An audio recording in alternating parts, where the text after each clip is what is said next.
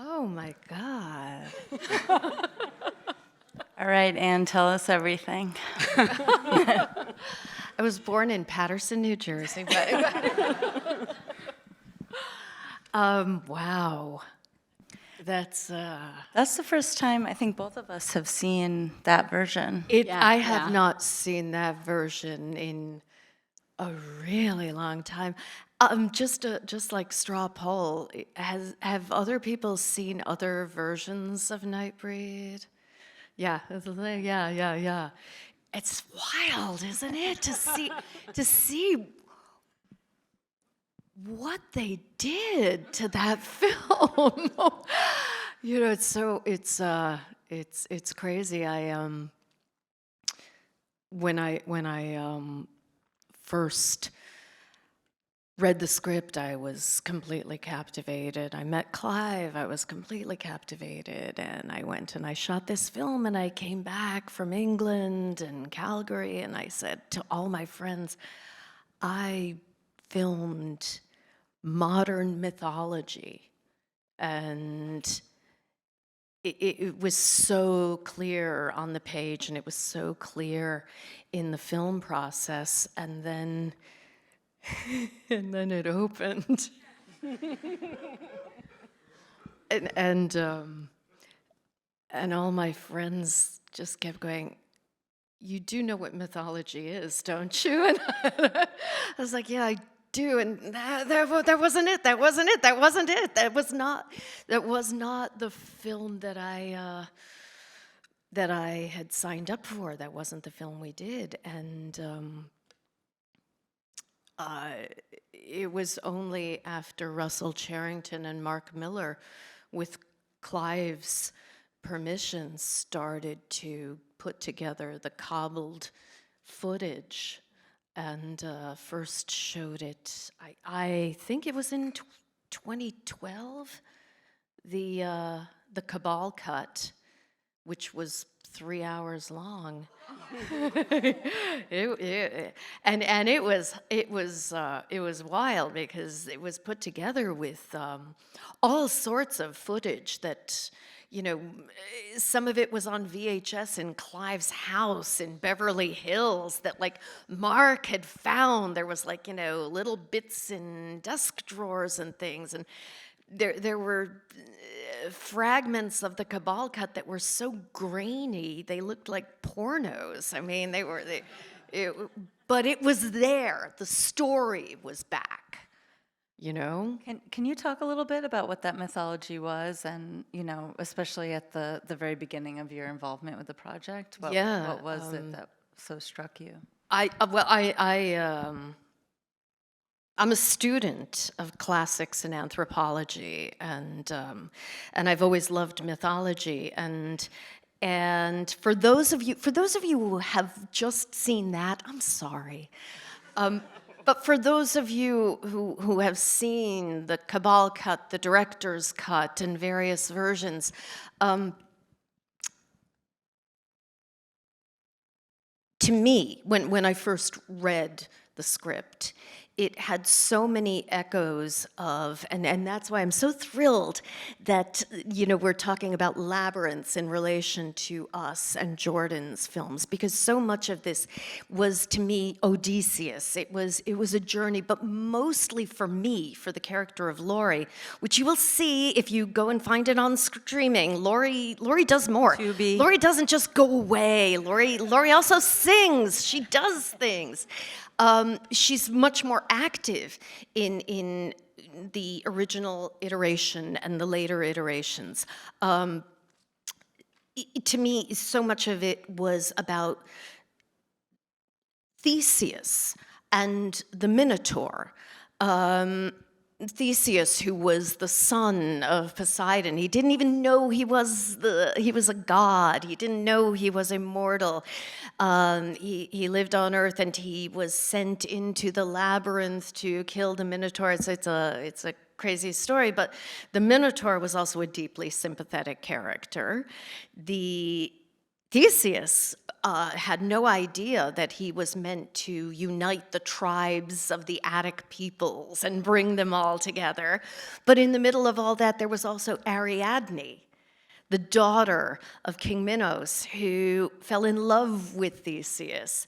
And as he went into the labyrinth, she gave him a ball of thread so that he could get in and get out in one piece. She was his warrior. If it wasn't for Ariadne, there would be no Theseus. There would be no Athenian League without that really, really captivated me. And as you can tell, it was just all over that. I mean, can't you tell? I mean, what did you do to the movie? But yeah, so. I was reading an interview with Clive Barker, and he was talking about one of the reasons that you got the role is because you have an incredible Broadway voice, and there's, a beautiful scene in the other version. I do sing I sing in another. It's an amazing scene. And the song is Johnny Get Angry. Yeah. So good. And I want a Barker brave says, man. I want a caveman. Yeah, he says the message of that song is get angry, respond, and fight back. And Yeah. I feel like that's such a, that even in this version, the whole film is laced with that feeling. It's definitely there, and that's what's hard because they and I loved filming the movie, and I was so excited when we came back to shoot more. There was an enhancement footage, we were there for a couple of weeks. We went back to England to shoot more monsters. They wanted more monsters, and I just thought, oh my God, this is going to get even deeper. This is going to get even more mythological. And all they were really doing was putting together more creatures to get blown up, and I was like, wow, okay. But yeah, it does get me sometimes to see this and to really to have full appreciation of filmmakers who really keep control over their films. And Jordan Peele is a really great example of that. Poor Clive had this thing wrested from him, and it took a group of outsiders to get together and do a group effort to get the film back to the state that Clive had originally intended with Occupy Midian. I want to ask you about that process, but I wanted to ask Leela. Leela wrote this incredible book called Sick Houses that, incidentally, I believe is for sale out there, about the architecture and sort of the psychogeography, I guess, of spaces of horror and hauntings. And I was just hoping you could talk about the architecture of Midian in this film. Yeah, well, one of the things I've always been interested in is, I call it the monsterization of space, and how we sort of delineate monster spaces or othered spaces, magical spaces, supernatural spaces, and normal or natural spaces, or, this world here, and how in film that's usually depicted by architecture or constructed spaces. Why are haunted houses always sort of decrepit Victorian mansions? Why are Bond villains always in, modern glass houses on cliffs, things like that. And the thing I found so fascinating about Midian is first of all, it's really accessible. When they ask where it is, it's really it's over there. It's just down the street. Yeah. And everyone knows where it is. And everyone refers to it as a city or a town when it's a cemetery, right? And a cemetery is a city. It's a necropolis. It's a city of the dead. And when you see it, you have all of this sort of neoclassical architecture of these mausoleums, with these Greek arches and columns, and it looks like a city. And there's shots of it where, these have these very, sort of tight shots where it feels a little bit kind of like Wall Street-ish. It feels a little bit financial district, but it's all decrepit and decayed and overgrown. It feels very much like a decline of Western civilization, Oh, wow, and it's frightening, and they're getting lost in it, and he's being chased in it. Like, this is where the monsters, where the Nightbreed are monstrous. That's where it's dangerous and scary and threatening. But as soon as you're inside, as soon as they get to that space, that sort of ritual space, when the first parts of it, it feels very, almost kind of Egyptian. Very. Yeah, it's ordered, it's neat, and the Nightbreed are not monstrous. You see them as a community. Their behavior changes. Is quite civilized. They're not so monstrous, and the space is no longer kind of It's very monstrous. accessible. Yeah, and it's very alive. Yeah. It's not a dead space. It's very much an alive space. Yeah. It's so amazing. One thing that really tripped with me this time, and you mentioned it, is that people on the outside know that it's there. Yeah. It's right there, and that brings me right back to the whole theme of other. Yeah. They know that's where the others are. Yeah. And you really get the sense of the marginalization of societies, and as you say, it's really, really decrepit. And what was so interesting about Us is that his labyrinth is so sterile. Yeah. It's so contemporary. It's so, because it's not something organic. It's something society that, the powers that be have created. It's sanitized. It's like if Midian was sanitized. Yeah, there's Rem Koolhaas, the architect Rem Koolhaas, has this great term called junk spaces, where there are essentially these areas or spaces in the world where, that are sort of empty, abandoned commercial, industrial areas.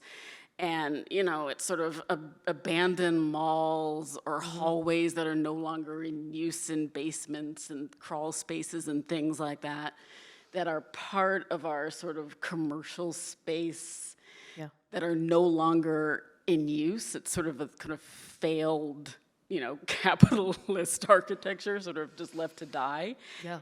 And also the thing that I love about that space, I kind of call it the tethered bunker, because that's what it feels to me, is that the escalator still works.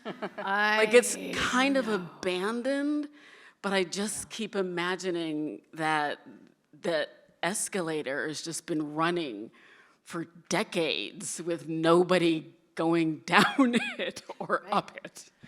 Yeah. There was two things that just made me think of the sort of junk space that it's hard for me to watch this film and not think about the fact that it was a shot, conceived of, and released in sort of the height of the AIDS crisis. And I'm curious if that was in conversation while it was being made, but I also found something very moving about it's a cemetery, but there's still a life to be found there, or maybe there's another way of living beyond death, or still relating to the people who are around. It's really yes, there's some serious duality going on there, because it is a cemetery, but it's a cemetery that they choose, the Nightbreed choose the cemetery because no one else is going to go there.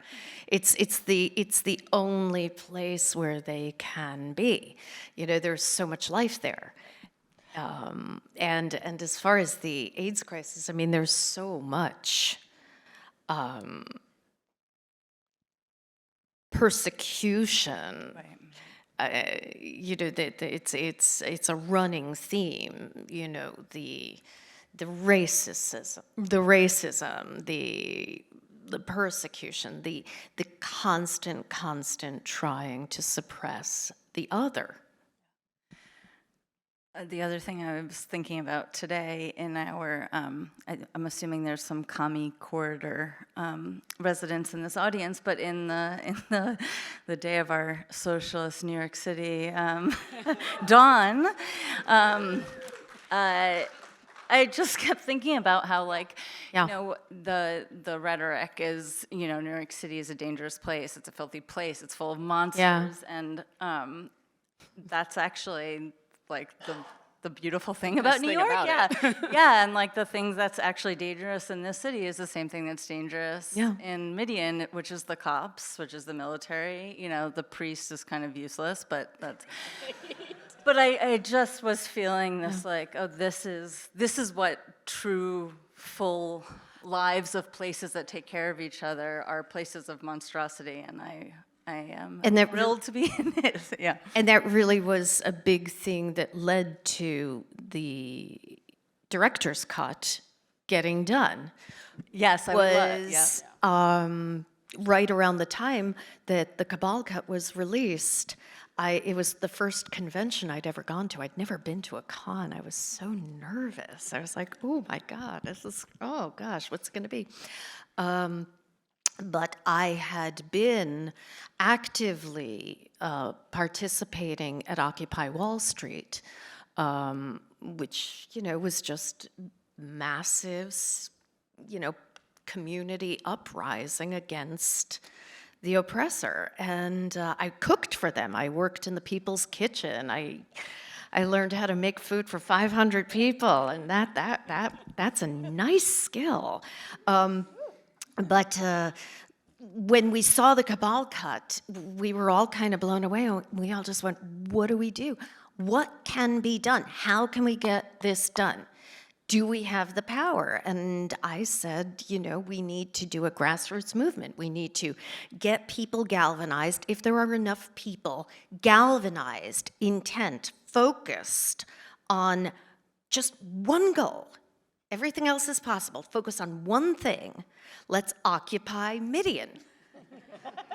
and Russell Charrington, while we were talking, like, Googled and like bought the website. He like immediately bought the website so no one else could have it. And it became this grassroots. Everybody started, you know, doing this, and it really. Eventually, Morgan Creek gave Clive permission to, you know, have access to all the footage that they had scrapped, and that's, you know, just it really shows that, you know, the power of the other, the power, you know, the strength in numbers, and yesterday, and you know, it does show that there is tremendous potential in groupthink and group power. Well, both the Tethered and the Nightbreed are uprisings. Are uprisings. They're both about populations underground who have been sort of suppressed that are rising up. Yes, you indeed. know. Indeed. And you know, the fact that, you know, it's led by a woman. Yeah. Which I love. I love that so much. It's very powerful stuff. I wanted to make sure we had time for audience questions for Anne, but I did want to, you teased us yesterday with a story from on set, but you wouldn't tell us until we were on stage, so now is the time. Okay. All right, so the snakes on the stairs. Okay. All right. When I signed on to do this Clive Barker film, I put a clause in my contract. My manager thought I was crazy, and I'm like, I'm not crazy. And it said I would not work with cockroaches or maggots. That's so specific. Those are the only things that I wouldn't work with. And I mean, you see in the movie, you know, at one point, Clive went up to me and he said, "You still won't work with roaches." And I'm like, "No, I will not work with roaches. I'm not working with roaches." And he said, "What about scorpions?" And I said, I'm fine with scorpions. I don't give a shit about scorpions. Bring. So there were buffalo scorpions that, the continuity lady almost fainted when the scorpions were on stage. But, and then again, they were like, and then a while later, you still won't work with cockroaches. I'm like, I'm not working with cockroaches. So they said, what about snakes? I was like, I love snakes. Snakes are fine. So they had that stairway with all these snakes on them. And when we filmed me running back up the stairs and you hear me scream my head off, it wasn't because I was scared, it was because I slipped and I crashed right into a snake. And I thought I had killed the snake. And I know. And then the snake handler, he after they cut, I ran back around. I'm like, oh my God, is he dead? And the snake handler sort of picked up the snake and he sort of went like.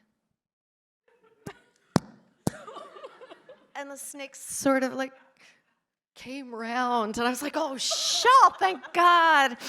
So yeah, that was the stairway snake stories.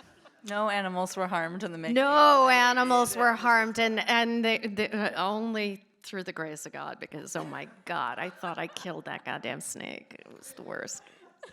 Amazing. So, are there any questions also for Leela? I didn't mean to exclude Leela. Anyone out there have a question? I don't know if there's a mic or if you, yep. No? All right. I do suggest buy the book. She's genius. Yes, really. She's genius. And watch Nightbreed streaming somewhere. Watch the director's cut. You will really, it's so different. It's so different. It's great that we got to have a theatrical experience. Yes. In a movie. Absolutely. But also the thing I think is kind of fantastic is that the director's cut is the thing that is the most accessible now. I love that. I've never seen this. I haven't seen this in 10 years. But the director's cut is everywhere. Oh, yeah. Yeah, which Thankfully, is kind of amazing. yes. It's streaming now. I mean, it's been streaming. Yeah. You can get it. I think it's Scream Factory has it on DVD. Tubi, but you can on Tubi. I think on Netflix, on Amazon Prime. Oh, Tubi. We'll do Tubi. Tubi is the best. Go to Tubi, and yeah, it's about 30 minutes longer. I sing. Totally different ending. Yeah, the ending really shocked me. Totally different ending, yeah. Yeah, I won't ruin it, but if no one has a question, I have a fact. Oh my God, okay. All right. No, I, again, was reading that when Danny Elfman was recording the score, they had a chorus of young boys who were singing, which you hear at the end, that high kind of angelic, But because the movie was rated R, they weren't allowed, they had to sing with their backs to the screen, and they weren't allowed to look. And of course, they were all sort of turning around, which... That's so creepy. I know, there's something, I don't quite have the words for it, but there's something so it's similar perversely puritanical. Exactly. It's it feels related to the impulse to cut the film. Oh my God. Take the film away and try to kind of bury some of its subversive elements. Is you can do the score, but you're not allowed to watch. Oh my God. How Catholic. Wow. Oh, here we are. That's a really good question. The question was there any mythology that Clive had asked me to look into? Not particularly. We both talked a lot about Odysseus and the Odyssey, Homer's Odyssey.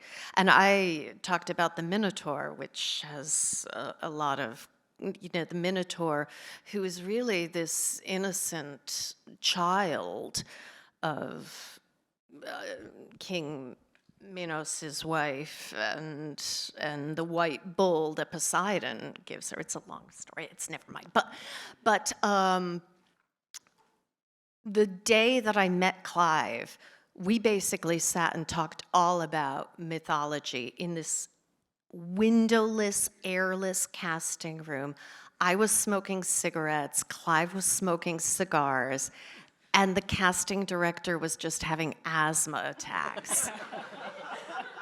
While we just talked about how much could be drawn from mythology and relating it to all the different qualities that humans possess, the powers that they find in themselves. And I think I might have had him at Ariadne. I think that may be when he decided to cast me, but no, we were basically on the same page from our first meeting. Sure.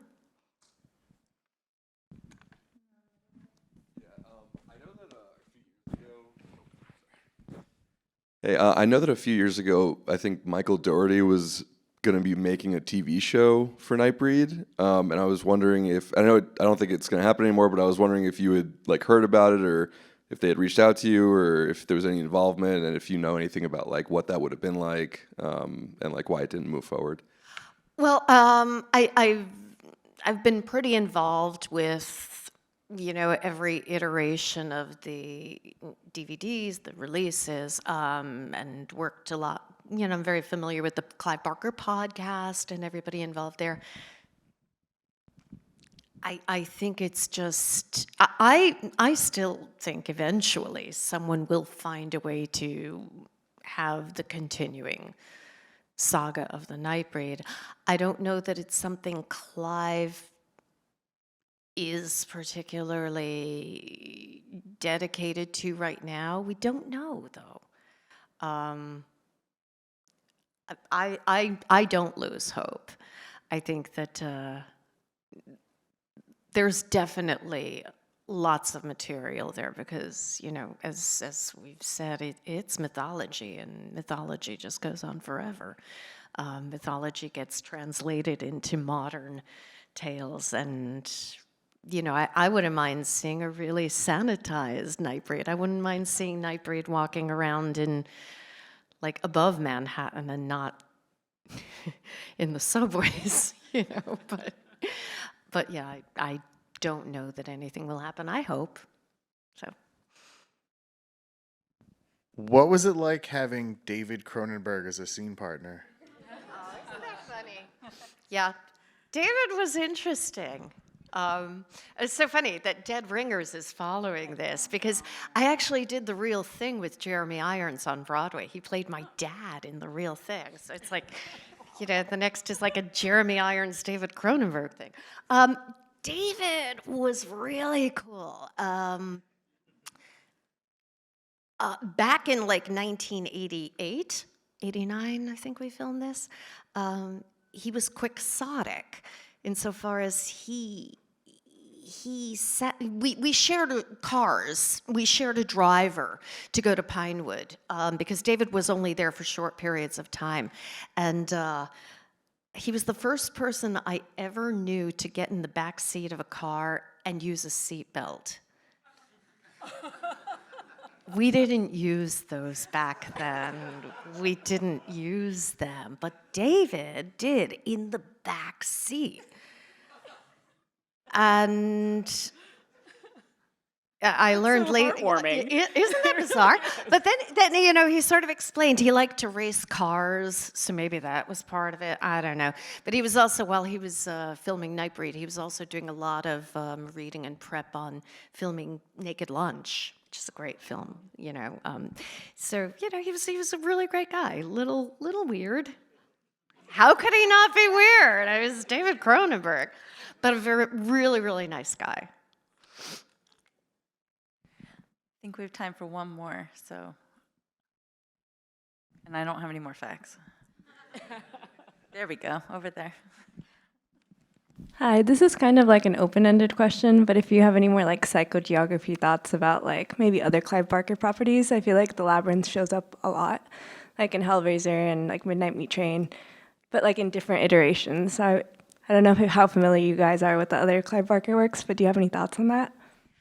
Leela, talk labyrinth.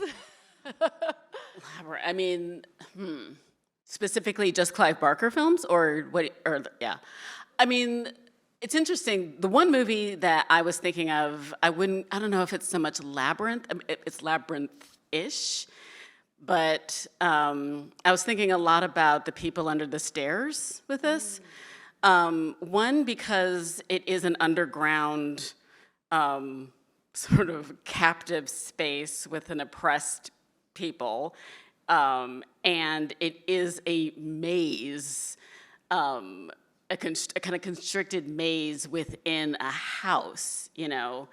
And I like the idea of something that's a pre-existing space, like a house or an apartment building or something, that's made into a maze-like structure. And I love the idea that, again, there are people who are kind of doing this uprising of fighting against an oppressor who is above, who's in the normal world, or what have you, the natural people who are perceived as being, you know, the upstanding citizens, who are, you know, the ones who end up getting taken down by the people And I coming up.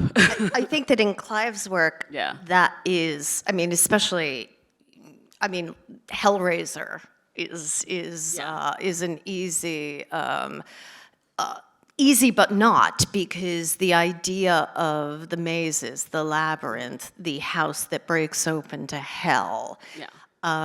This concept, I think that labyrinths to Clive are always, first of all, very sexual.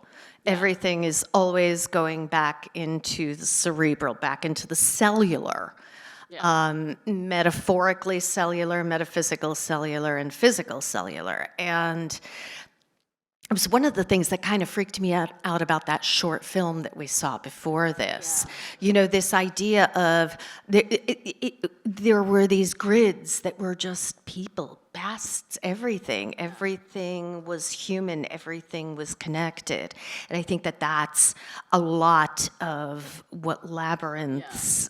It's such a great entree into story exploration and personal exploration. Or if you want a book, House of Leaves, I would recommend. I mean, it's so terrifying. I mean, it's a book, but it's also a kind of an oddly physical, visual experience too. That's very much, again, about getting lost in a house. Yeah. All right, well, that's it for us. Thank you, Anne. Thank you, Leela. So beautiful. Thank you so much.